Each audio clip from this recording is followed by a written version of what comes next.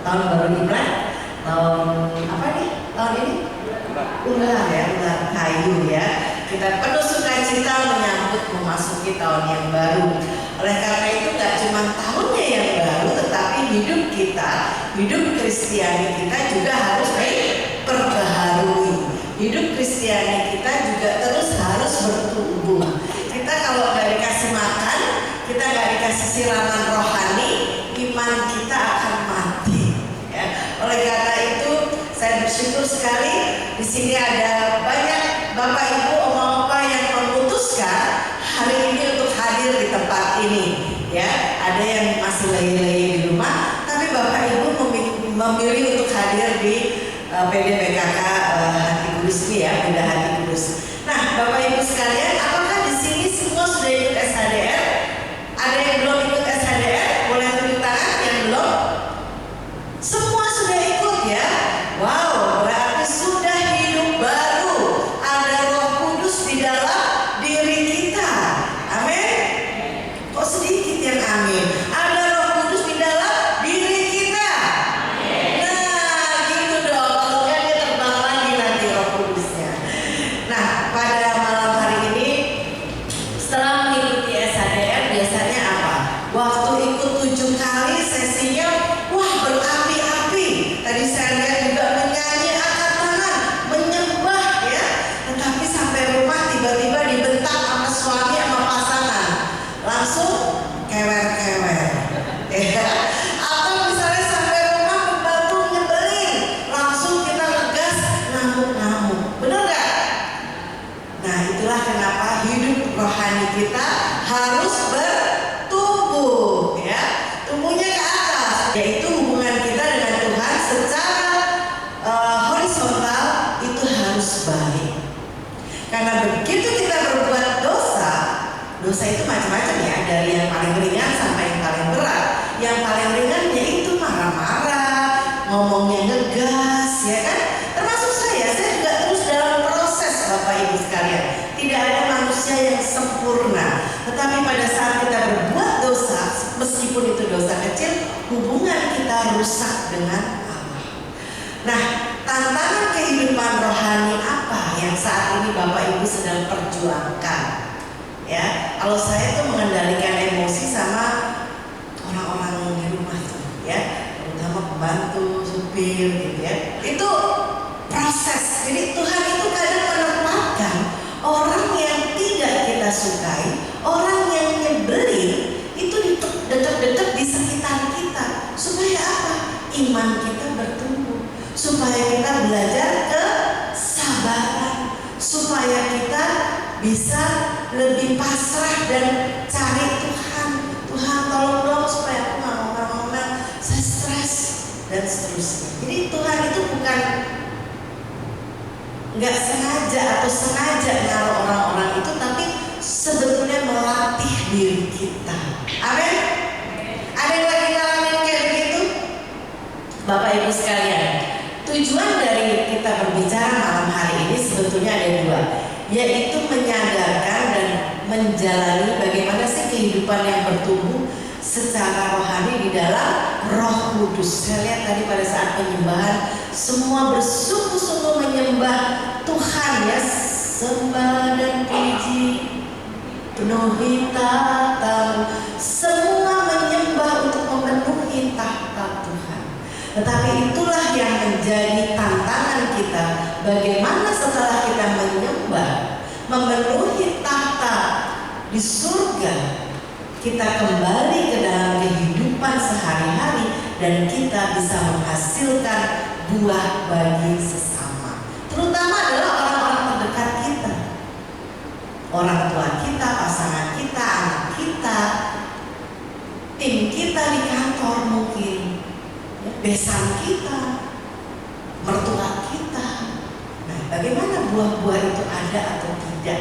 Dan yang kedua adalah memahami sarana-sarana kehidupan Kristiani melalui roda kehidupan. Yang sudah SHDR pasti ingat, kita ada roda kehidupan. Nanti saya akan sedikit mengupas. Nah, hidup Kristiani yang bertumbuh Kalau kita mau bertumbuh, saya yakin yang datang ke sini kan baca e-flyernya ya, berarti saya percaya imannya, hidupnya mau bertumbuh.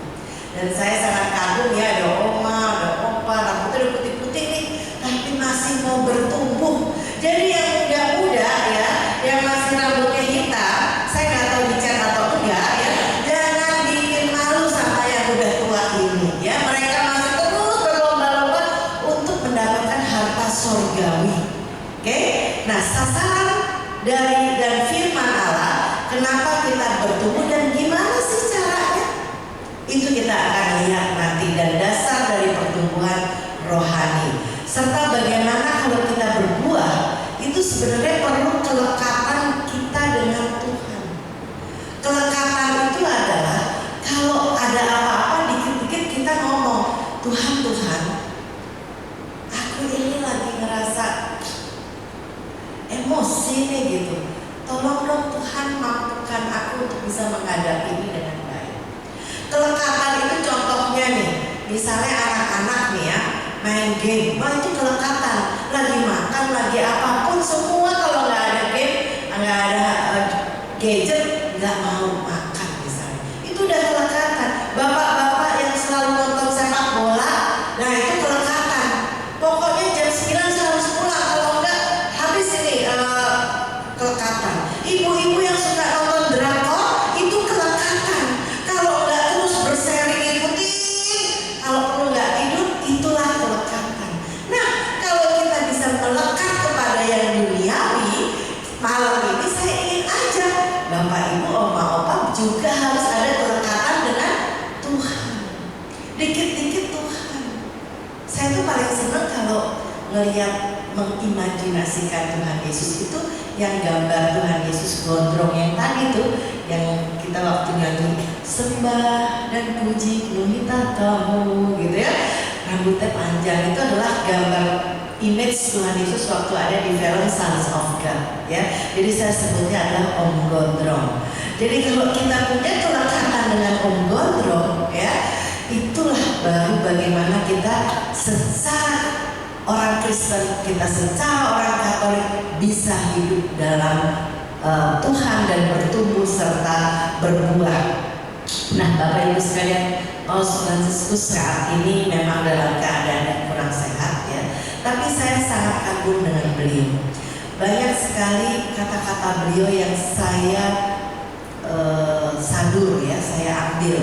Antara lain adalah beliau mengatakan, janganlah puas menjalani kehidupan Kristiani yang biasa-biasa aja.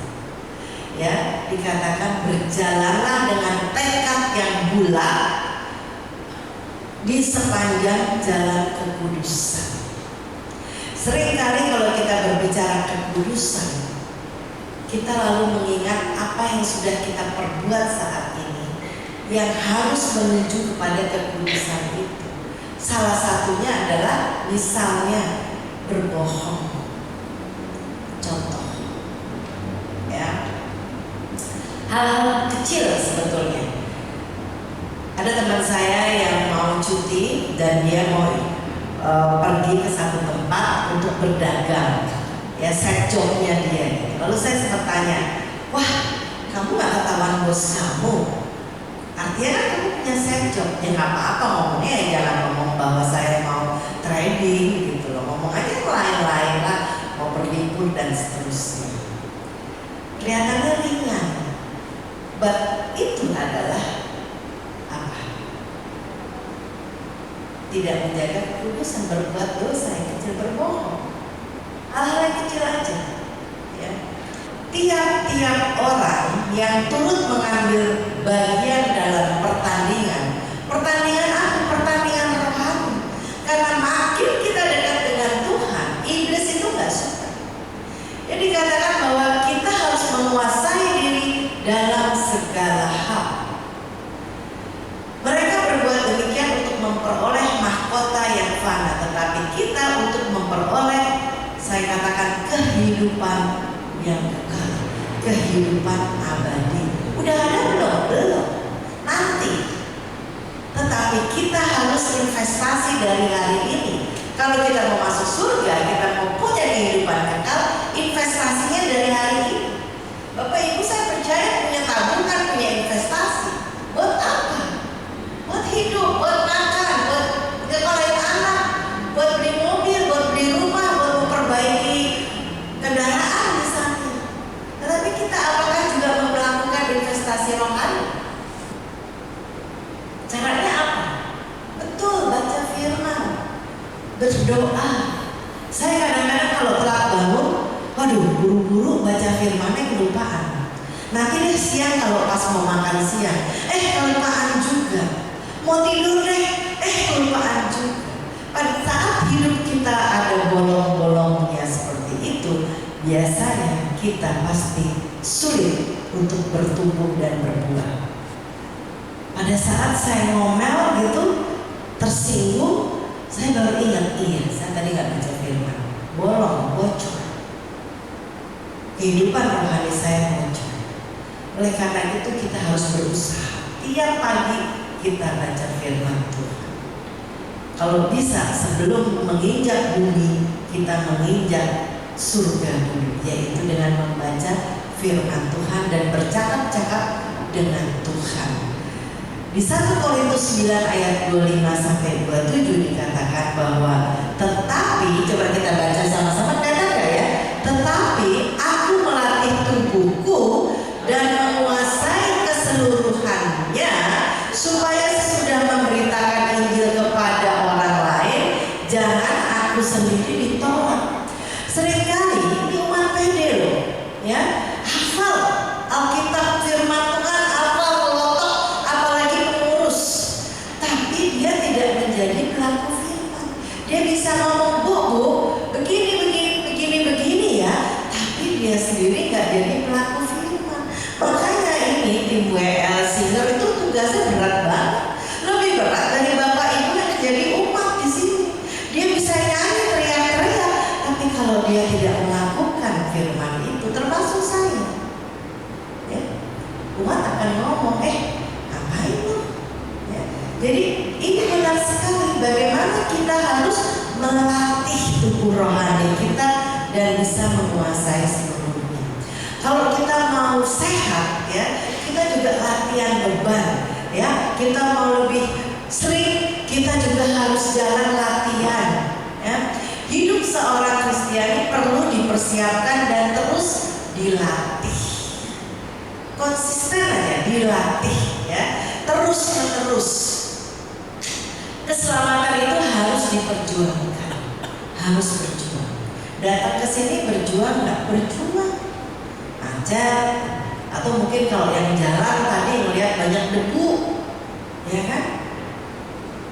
Atau kita lihat sekarang lagi banyak tuh perbaikan jalan, lampu merah aja tadi saya di perempatan situ dan Kim Donat bisa 3 kali lampu merah baru bisa belok sini.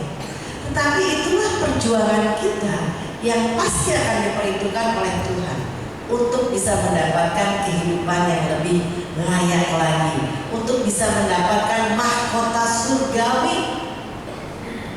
Kita nggak pernah tahu ya Bapak Ibu, kita hidup sampai kapan. Saya cerita sedikit. Seminggu yang lalu saya bertemu dengan sahabat saya, masih muda, umur 60-an. Pada saat kita ngobrol-ngobrol, dia bilang suaminya di bulan Desember kemarin tiba-tiba didiagnosa kena kanker darah. Ya. Kita nggak pernah tahu usia kita nggak pernah tahu Tuhan itu apa yang menjadi rencananya. Tetapi kalau kita siap dengan apapun yang terjadi dalam hidup kita terus berlatih untuk mendapatkan mahkota surgawi, kita nggak akan lupa. Dan kenapa kita perlu bertumbuh Bapak Ibu? Kenapa? Kayak tangga, kita harus setiap kali naik. Walaupun kadang-kadang kita turun, tapi kita harus naik lagi di dalam pertumbuhan iman kita. Yohanes 15 ayat 8 mengatakan, kita baca sama-sama, dalam hal inilah Bapakku dipermuliakan jika kamu berbuah banyak, dan demikian kamu adalah murid-muridku. Jadi kalau kita ngaku muridnya Tuhan, kita nggak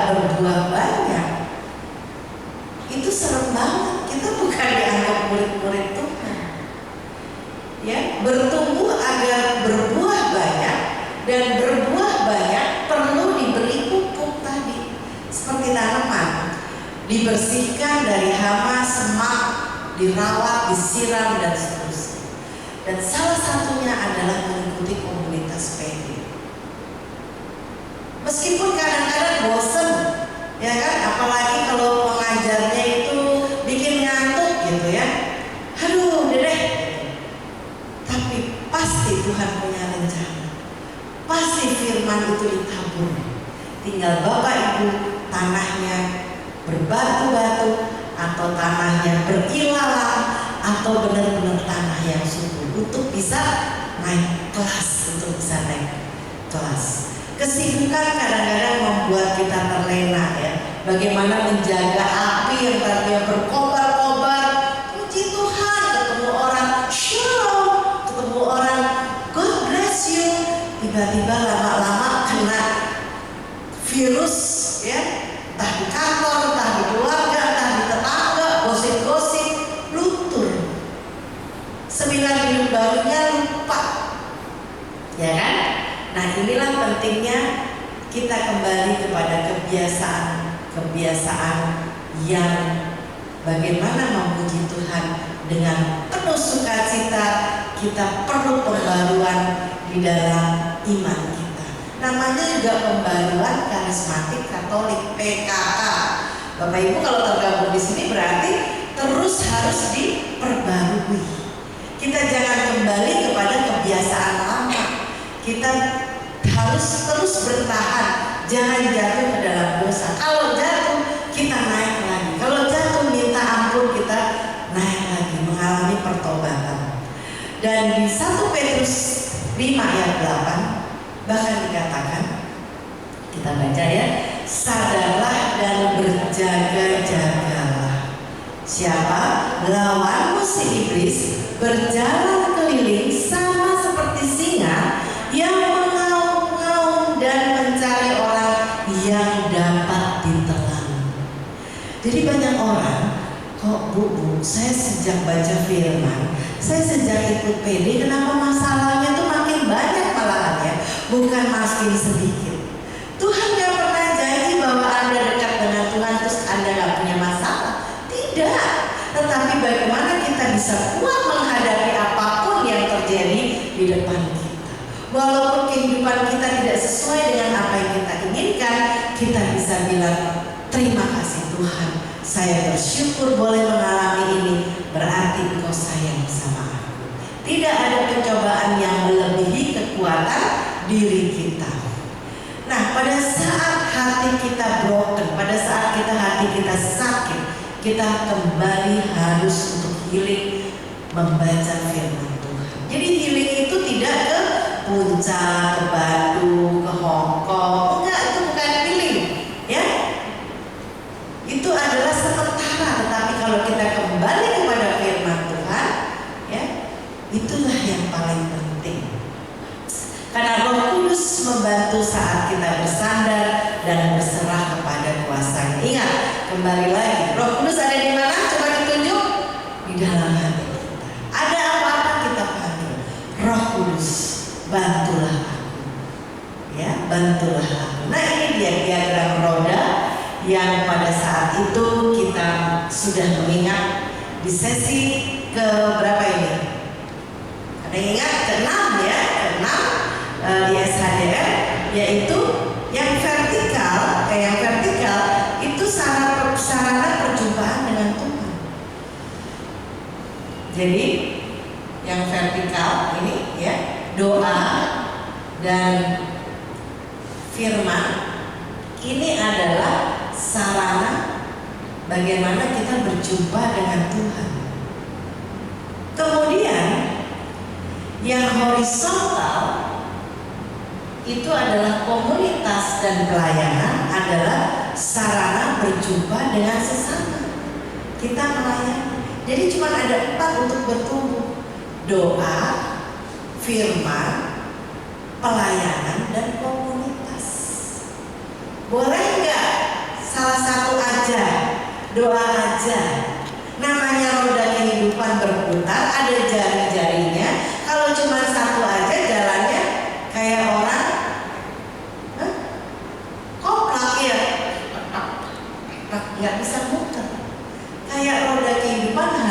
semuanya jari-jarinya sama panjang dan muter. Nggak bisa pilih-pilih. 4 ini udah paten, ya nggak bisa pilih-pilih. Ini kayak roda kereta, ya. Apapun deh, roda sepeda, roda mobil, roda kereta, roda delman, jari-jarinya itu harus sama panjang supaya bisa berputar dengan baik.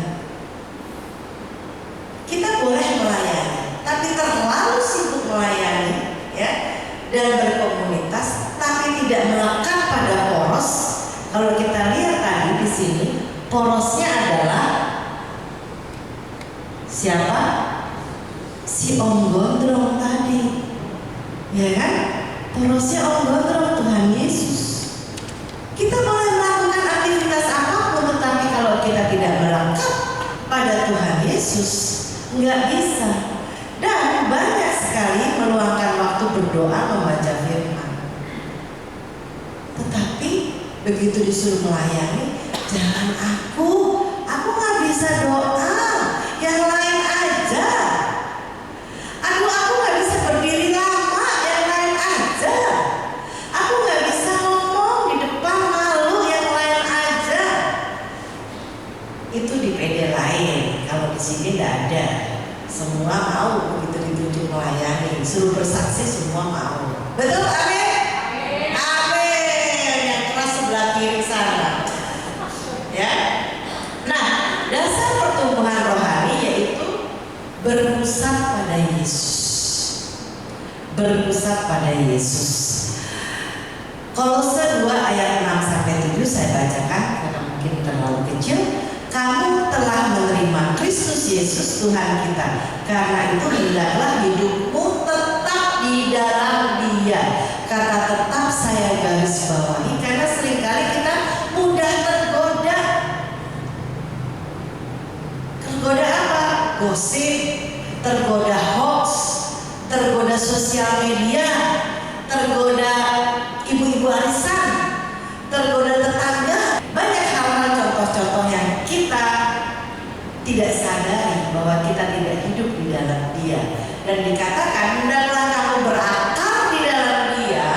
Berakar artinya kalau kita tanam pohon itu sampai ada akarnya, kita lagi mau cabut susah. Artinya akarnya sangat kuat dan dibangun di atas Dia supaya kita bertambah teguh di dalam iman. Dan hendaknya hatimu melimpah dengan syukur. Kalau mau Imlek, mau makan, bersyukur. Tapi kalau pada keadaan yang tidak baik, bisa nggak bersyukur? Tuhan gimana sih? Kok udah lama nggak banjir, sekarang banjir? Ini kemana sih tukang hansip? Ini pompanya kemana sih? Itu orang-orang di Kelapa Gading. Minggu lalu saya memberikan renungan di Kelapa Gading. Mereka tetap bisa bersyukur. Bersyukur akhirnya kumpul di rumah, nggak ada yang pergi. Jadi Tuhan itu pasti punya rencana indah. Oleh karena itu apapun keadaan Bapak Ibu, mungkin saat ini Bapak Ibu sedang mengalami sakit, mungkin lagi ada yang cari pekerjaan baru, ada yang lagi cari pacar, ada yang lagi punya masalah keuangan, tetap bersyukur. Gak mudah, tetapi inilah proses bagaimana kita bertumbuh. Iman, faith. Faith adalah dikatakan di Roma 10 ayat 9. Cuman percaya dengan mulutmu bahwa Yesus adalah Tuhan, percaya di dalam hatimu. Ya Tuhan, aku percaya, tapi aku ngalamin begini, rumahku banjir, kasurku basah.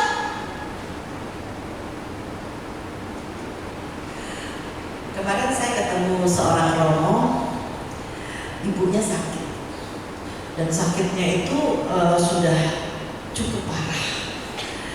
Si Romo itu doa begini katanya, Tuhan, aku tahu segala firman-Mu, aku tahu segala kebenaran, aku tahu aku harus ngapain, aku tahu persis doa itu adalah hanya sejauh hanya sejauh doa. Tuhan itu hanya sejauh doa, tapi bantu aku untuk bisa mengimani itu. Tolong sembuhkan ibuku. Ini seorang Romo. Apalagi kita yang biasa-biasa aja. Oleh karena itu kita harus melekatkan, harus ada kelekatan. dengan Tuhan Yesus. Iman adalah percaya, ya, adalah tetap percaya pada Tuhan walau kadang keadaan tidak sesuai. Perjuangan itu memang perlu dijalani. Tadi dikatakan kelekatan dengan Tuhan itu perlu diperjuangkan. Gak bisa setengah-setengah. Kadang-kadang sebagai manusia saya juga punya daging kedagingan, maju mundur. Tetapi ini adalah salah satu tanda kasih Tuhan yang gak pernah berkesudahan. Pernah marah sama Tuhan, iya, tapi Tuhan bilang balik, ya yuk balik, aku mencintai engkau. Di dalam keadaan kehidupan kita masing-masing, pasti Bapak Ibu juga punya cerita kehidupan masing-masing. Tidak mudah. Hidup bersama Tuhan bukan berarti kita gak punya masalah, tetapi kita harus tetap bisa bersyukur dan semakin dekat sama Tuhan. Bapak Ibu sekalian, hidup yang melayani itu adalah buah dari hasil kelekatan kita dengan Yesus. Dan sebelum saya akhiri, berbuah adalah hasil kelekatan dengan Yesus. Jadi kita seperti Yohanes 15 ayat 4-5 dikatakan, akulah pokok anggur dan kamulah ranting-rantingnya. Barang siapa tinggal di dalam aku dan aku di dalam dia berbuah banyak. Sebab di luar aku kamu tidak dapat berbuat apa. Katakan barang siapa makan dagingku dan minum darahku, ia tinggal di dalam aku. Ini caranya. Caranya gimana tinggal di dalam aku? Ikutlah Ekaristi dan sambutlah Komuni Kudus.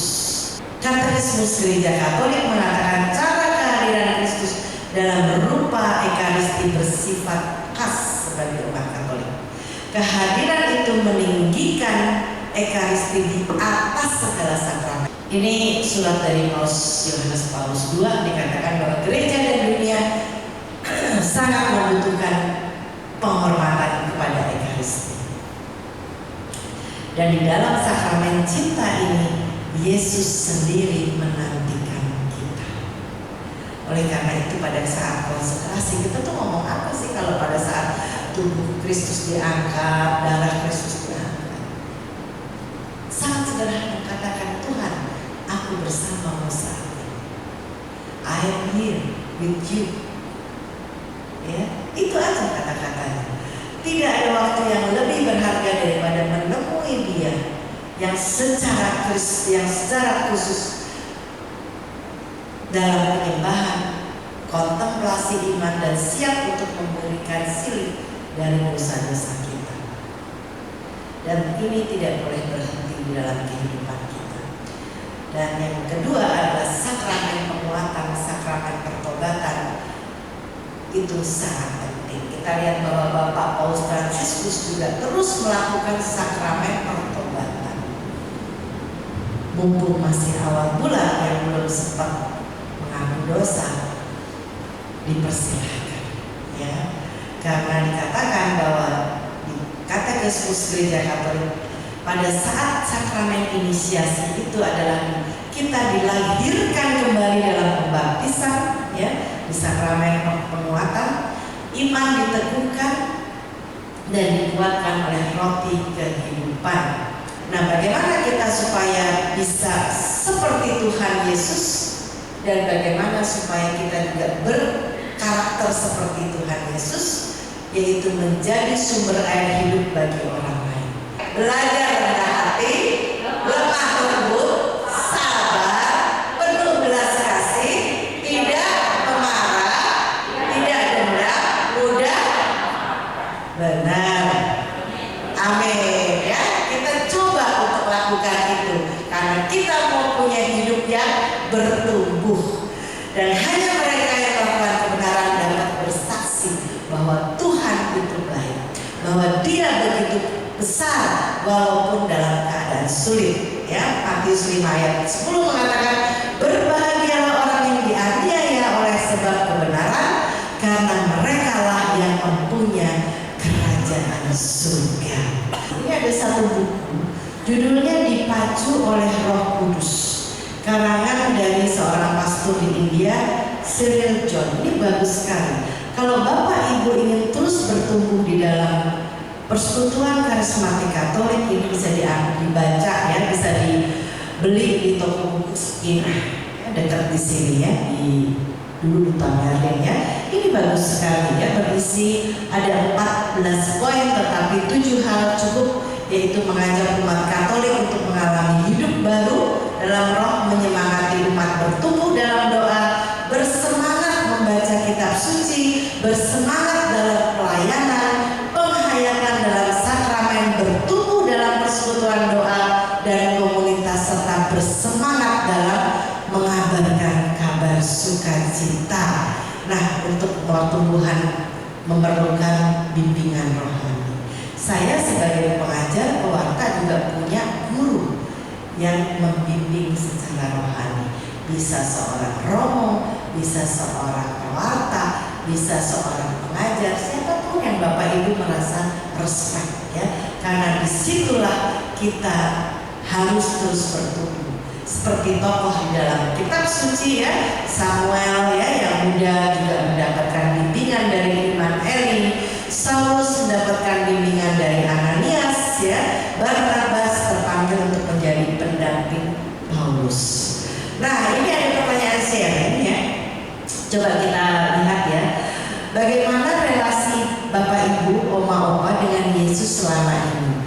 Apakah Dia sudah menjadi pusat kehidupan kita ya? Dan adakah pengalaman iman yang menunjukkan bahwa kita itu mengalami satu penguatan bahwa Yesus sungguh hadir dalam hidup kita ya? Dan yang kedua, bagaimana pertumbuhan rohani Bapak Ibu sekalian?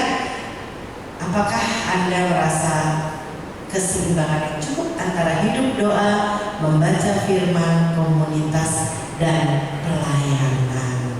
Saya kasih waktu sebentar, coba ngobrol sama teman di sebelahnya, ngobrolin pertanyaan itu, silakan. Baik Bapak Ibu, Oma-Opa sekalian, udah makin kenal ya. Nah, inilah pentingnya kita sharing satu sama lain sehingga kita bisa bawa dalam doa. Mungkin juga ada yang suka masih bolong-bolong baca firmannya, masih doanya itu aja, kata-katanya nggak dapet banyak gitu ya. Kalau kita perhatikan ya, doa orang yang biasanya didengar, kok kayaknya enak banget panjang, itu sebenarnya kata-katanya semua dari firman Tuhan. Allahku sungguh besar, kok Allah yang mulia, kok Allah yang sungguh mencintai, betapa besar kasih-Mu pada kita. Itu semua kata-kata di dalam kitab suci. Nah, kalau kita mau bisa doa, kita baca firman Tuhan, pasti Tuhan akan lengkapi kita semuanya ya. Jadi iman kita bertumbuh, hidup Kristiani yang bertumbuh dan berbuah. Baik Bapak Ibu sekalian, semoga pada hari ini kita bisa diingatkan kembali pentingnya 4 hal roda kehidupan, yaitu doa, firman, komunitas, dan pelayanan. Dan hidup kita harus terus melekat kepada Tuhan Yesus agar kita boleh berbuah dan bertumbuh. Tuhan Yesus memberkati. Kita siapkan hati kita dan kita arahkan kepada wajah Yesus. Demi nama Bapa dan Putra dan Roh Kudus, amin. Allah Bapa di surga, kami sungguh bersyukur karena pada pagi, pada malam hari ini Tuhan, Engkau sungguh mengingatkan kami bagaimana agar kami boleh terus bertumbuh sebagai orang-orang Katolik di dalam iman, di dalam kepercayaan kami, di dalam sukacita damai sejahtera yang sudah Engkau terlebih dahulu berikan kepada kami. Engkau ingatkan kami Tuhan agar doa, firman, komunitas, dan pelayanan harus bersama-sama diusahakan untuk seimbang agar roda kehidupan kami boleh semakin hari semakin bertumbuh, semakin menjadi berkat bagi orang-orang di sekitar kami, terutama orang-orang yang kami cintai. Bapak, seringkali kami lalai untuk membaca firman-Mu, kami juga sering tergesa-gesa untuk berdoa kepada Engkau. Seringkali juga kami tidak tahu apa yang harus kami katakan. Kata-kata kami habis, Tuhan. Namun pada malam hari ini kami bersyukur Engkau ingatkan kami, Tuhan, kalau kami boleh Engkau juga bantu agar bisa menjadi seperti Engkau, mempunyai karakter seperti Engkau yang lemah lembut, yang sabar, yang penuh kerendahan hati, tidak pemarah, tidak jealous, Tuhan. Dan juga kami boleh semakin dekat kepada Engkau. Di depan kami, Tuhan, ada doa-doa yang sudah dituliskan sebagai wujud pada hari ini, Tuhan.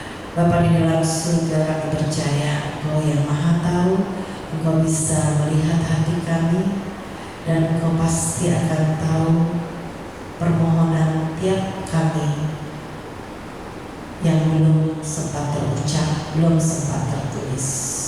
Biar Engkau memberikan bantu dan berikan kami boleh selalu mengandalkan Engkau. Bapak, kami juga mau berdoa, Tuhan, untuk persekutuan doa Karismatik Katolik Bunda Hati Kudus ini, Tuhan. Engkau berkati koordinator dan juga seluruh timnya, Tuhan, seluruh pelayan-pelayan, Tuhan, agar mereka tetap bersemangat. Mereka juga terus boleh tidak pernah lupa untuk bertumbuh di dalam doa, firman, komunitas, dan pelayanan. Biar mereka boleh setia Kau, apapun yang terjadi, Kau tambahkan umat yang terus mau bertumbuh bersama PDPKK BHK ini. Terima kasih ya Bapa untuk malam yang indah ini. Terima kasih Tuhan untuk berkat-Mu, untuk firman-Mu, Tuhan, untuk apapun yang sudah Engkau ingatkan kepada kami. Biar kami terus boleh memandang wajah-Mu, wajah yang sungguh memberi sukacita dan damai sejahtera. Kemuliaan kepada Bapa dan Putra dan Roh Kudus,